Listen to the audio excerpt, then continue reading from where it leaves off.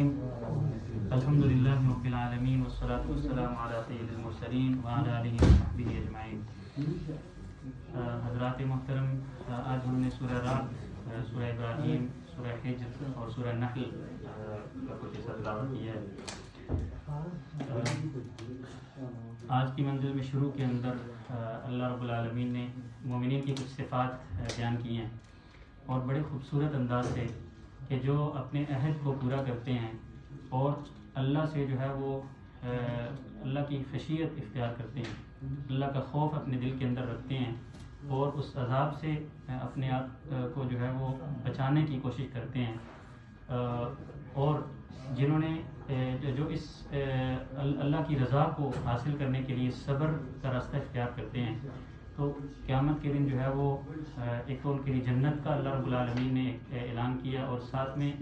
بڑے خوبصورت انداز سے یہاں پر تذکرہ کیا ہے، سلام علیکم بما صبرتم فنعم عقبی الدار، کہ فرشتے جو ہے وہ ان پر سلامتی بھیجیں گے اور کہیں گے کہ تم پر سلامتی ہو اس وجہ سے کہ جو تم نے صبر کیا ہے۔ اور یہاں پہ صبر جو ہے وہ ہم سمجھتے ہیں کہ بالکل ہم اس کو محدود معنوں میں جو ہے وہ جب صبر کا نام لیا جاتا ہے کہ کسی پر کو جو ہے وہ کوئی دکھ پہنچے تو اس پر جو ہے وہ صبر کرنا، یہ بہت ہی محدود معنی ہے۔ صبر جو ہے وہ بڑا ہی وسیع معنی رکھتا ہے، یعنی اللہ کی اطاعت پر اپنے آپ کو کاربند رکھنا، اس کو بھی صبر کہا جاتا ہے۔ اللہ کی معصیت سے اپنے آپ کو بچا لینا، اس کو بھی صبر کہا جاتا ہے۔ اور اللہ کی اطاعت میں اپنے آپ کو لگائے رکھنا، اور ایک جو ہے وہ ہر مشکل پر اپنے آپ کو جو ہے وہ صبر دلانا اور صبر کا راستہ اختیار کرنا، یہ سارے کی ساری جو ہے وہ صبر کے معنی ہیں۔ اور مکمل اطاعت کرنا یہ صبر کے درجے کے اندر آتا ہے۔ تو ان لوگوں پر کہ جنہوں نے صبر کا راستہ اختیار کیا، اللہ رب العالمین کی طرف سے سلامتی کا اعلان ہے۔ اور ساتھ میں جو ہے وہ جو لوگ ایمان اپنا جو ہے وہ لاتے ہیں اور پھر اللہ کے ذکر سے، اللہ کی یاد سے اپنے آپ کو، اپنے دلوں کو معمور رکھتے ہیں، تو جو ہے وہ یہ دلوں کے اطمینان کا باعث اس کو قرار دیا گیا ہے۔ الا بذکر اللہ تطمئن القلوب، اللہ کی یاد سے جو ہے وہ دلوں کو اطمینان ملتا ہے۔ اور سورہ ابراہیم جو ہے وہ اس کے اندر سیدنا موسیٰ علیہ السلام کا تذکرہ ہم نے پڑھا، اور اس میں ان پر جو نعمتیں کی گئیں، ان نعمتوں کا تذکرہ کرتے ہوئے اللہ تعالیٰ نے فرمایا کہ لئن شکرتم لأزیدنکم ولئن کفرتم ان عذابی لشدید، کہ اگر تم شکر کرو گے اللہ کی جو نعمتیں ہمارے اوپر ہیں، ہمارے اوپر اس کا شکر ادا کرنا واجب ہے۔ اور شکر جو ہے وہ اس کا بہترین طریقہ یہ ہے کہ اللہ تعالیٰ کی جو نعمتیں ہیں ان کو جس مقصد کے لیے اللہ رب العالمین نے دی ہیں، ہم اس کو اس کی اطاعت میں لگائیں۔ کہ آنکھیں ہیں دیکھنے کے لیے، تو ان سے وہی چیزیں دیکھیں کہ جو اللہ رب العالمین نے جن کی دیکھنے کی اجازت دی ہے، اور پاؤں سے جو ہے وہ جو چلنے کی اللہ رب العالمین نے ہمیں نعمت دی ہے، ہم اللہ کی اس دی ہوئی نعمت کو، اپنی قدموں کو ان جگہوں پر استعمال کریں، ان جگہوں کی طرف لے کر جائیں کہ جو اللہ رب العالمین نے جن کی طرف جانے کا حکم دیا ہے۔ اور ہاتھوں کے حوالے سے جو ہے وہ کسی کی مدد کرنا، اچھے کاموں میں ان کو استعمال کرنا، اور یہ ہاتھ جو ہے وہ کسی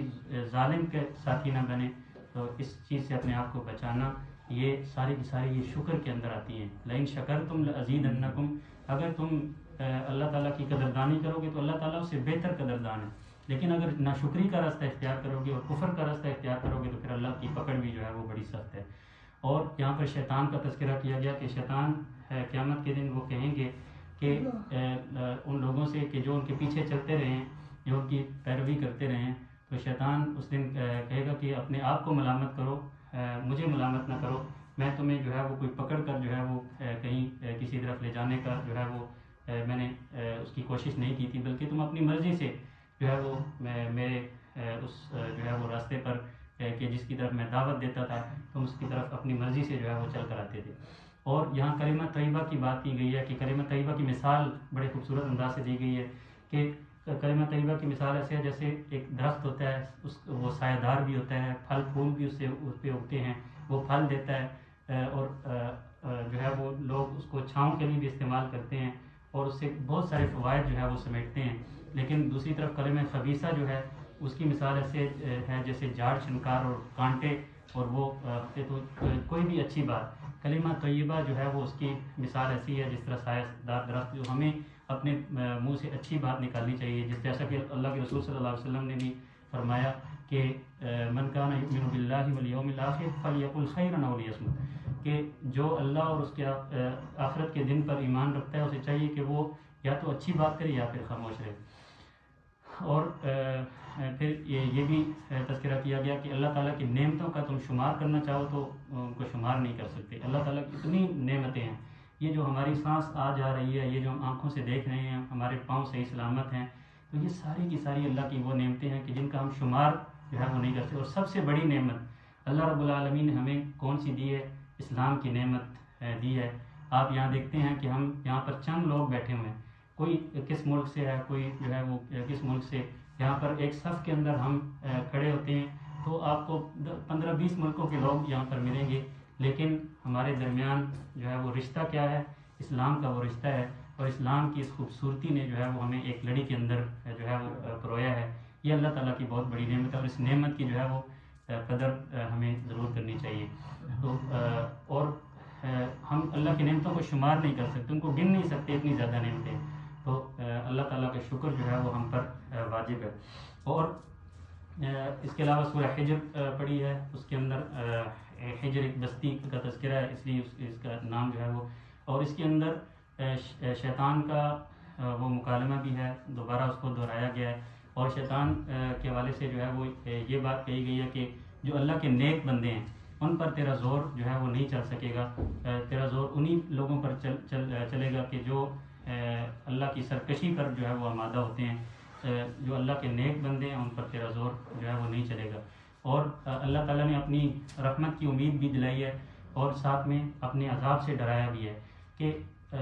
نبئ عبادی انی انا الغفور الرحیم، میرے بندوں کو یہ بتا دیجئے کہ میں بڑا ہی بخشنے والا، بڑا ہی رحم کرنے والا ہوں، وَأَنَّ عَذَابِي هُوَ الْعَذَابُ الْعَلِيمُ، اور میرا عذاب جو ہے، میری پکڑ بھی بہت سخت ہے۔ تو ان دونوں کے درمیان میں ایک مومن کو جو ہے وہ اللہ تعالیٰ سے امید کا دامن بھی نہیں چھوڑنا چاہیے، اور اس قدر جو ہے وہ بے لگام بھی نہیں ہو جانا چاہیے کہ یہ کہنا شروع کر دے کہ اللہ تعالیٰ تو بخشنے والا ہے، میں جو ہے وہ جو مرضی کرتا پھروں، اللہ تعالیٰ نے میری بخشش کر دینی ہے۔ تو ان دونوں کے درمیان میں جب ایک مومن جو ہے وہ اپنے آپ کو رکھتا ہے کہ اپنی کوشش بھی کرتا ہے اور اللہ تعالیٰ سے امید بھی رکھتا ہے اور اللہ تعالیٰ کی پکڑ سے بھی ڈرتا ہے، تو پھر جو ہے وہ یقیناً امید ہے کہ وہ سیدھے راستے پر جو ہے وہ اپنے آپ کو چلا سکے۔ اور پھر جو ہے وہ سورہ فاتحہ کا یہاں اس کے نعمت کے طور پر اللہ رب العالمین نے آپ صلی اللہ علیہ وسلم سے فرمایا کہ میں نے آپ کو 7 بار دہرائی جانے والی آیات دی ہیں، والقرآن العظیم، اور قرآن عظیم جو ہے وہ آپ کو عطا کیا ہے۔ تو گویا قرآن کا الگ تذکرہ کرنے کے ساتھ ساتھ سورہ فاتحہ کا بالکل اس سے الگ تذکرہ کیا ہے کہ یہ ایک بہت بڑی نعمت ہے اللہ رب العالمین کی۔ یہی وجہ کہ ہم ہر نماز کی ہر رکعت میں، چاہے وہ فرض ہو، وہ سنہ ہو، وہ نفل ہو، جو بھی ہو، سورہ فاتحہ کے بغیر ہماری کوئی نماز مکمل نہیں ہوتی۔ تو یہ بار بار دہرائی جانے والی، اسی لیے اس کو کہا گیا کہ سبع من المثانی، تو یہ بھی اللہ تعالیٰ کی ایک بہت بڑی نعمت ہے۔ سورہ نحل کا تذکرہ ہے، اس میں جو ہے وہ اللہ تعالیٰ کی مختلف نعمتیں، اور پھر بیٹی کے حوالے سے بھی اس میں تذکرہ کیا گیا کہ بیٹی اللہ رب العالمین کی ایک بہت بڑی نعمت ہے۔ اس میں سواری کا تذکرہ کیا گیا کہ سواریاں جو اللہ تعالیٰ نے اس وقت قرآن جب نازل ہو رہا تھا تو اس وقت گدھا، خچر، گھوڑے سواری کے لیے استعمال ہوتے تھے۔ لِتَرْكَبُوهَا وَزِينَةً وَيَخْلُقُ مَا لَا تَعْلَمُونَ، اللہ تعالیٰ پیدا کرتا رہے گا جنہیں تم فی الحال نہیں جانتے۔ یعنی آج سواری کی جو ہے وہ جتنی بھی یہ نعمتیں ہیں، جدت ہے، یہ ساری کی ساری جو ہے وہ اللہ تعالیٰ کی ہی پیدا کرتا ہے، اور اللہ تعالیٰ نے ہی انسان کو جو ہے وہ عقل دیا، اور آگے جو ہے وہ مزید اس میں بھی جو ہے وہ ترقی جو ہے وہ ممکن ہے، اور انسان جو ہے وہ اس سے آگے بھی جو ہے وہ جا سکتا ہے، لیکن اللہ تعالیٰ کی دی ہوئی عقل سے ہی جو ہے وہ یہ سارا کچھ ممکن ہے۔ اور اس کا تذکرہ باقاعدہ قرآن میں کیا گیا ہے کہ اللہ تعالیٰ نے تمہیں جو ہے وہ سواری کے لیے اور زینت کے لیے، اس وقت کی زینت، اس وقت کی جو ہے وہ پراڈو آپ کہہ سکتے ہیں، یا جو بھی آپ اس کو BMW کا نام دے سکتے ہیں، گھوڑوں کی جو اقسام جو ہے وہ لوگ بیان کیا کرتے تھے، اور اللہ تعالیٰ نے ان کا یہاں پہ تذکرہ کیا اور ساتھ فرمایا کہ وَيَخْلُقُ مَا لَا تَعْلَمُونَ، اور اللہ تعالیٰ اسی طرح پیدا کرتا رہے گا جنہیں تم فی الحال نہیں جانتے۔ تو آج جو بھی ہمارے پاس نعمتیں ہیں یہ سب اللہ رب العالمین کی دی ہوئی ہیں۔ بیٹی کا تذکرہ کرتے ہوئے فرمایا کہ یہ جو مشرکین ہیں یہ آپ فرشتوں کو جو ہے وہ کہتے ہیں کہ یہ اللہ تعالیٰ کی بیٹیاں ہیں۔ اپنے لیے تو اپنی حالت ہوئی ہے کہ جب بیٹی کی خوشخبری ان کو دی جاتی ہے تو وہ ان کے چہرے سیاہ ہو جاتے ہیں، لیکن اللہ تعالیٰ کے لیے انہوں نے بیٹیاں چن رکھی ہیں، تو ان کا تذکرہ جو ہے وہ کیا گیا۔ گویا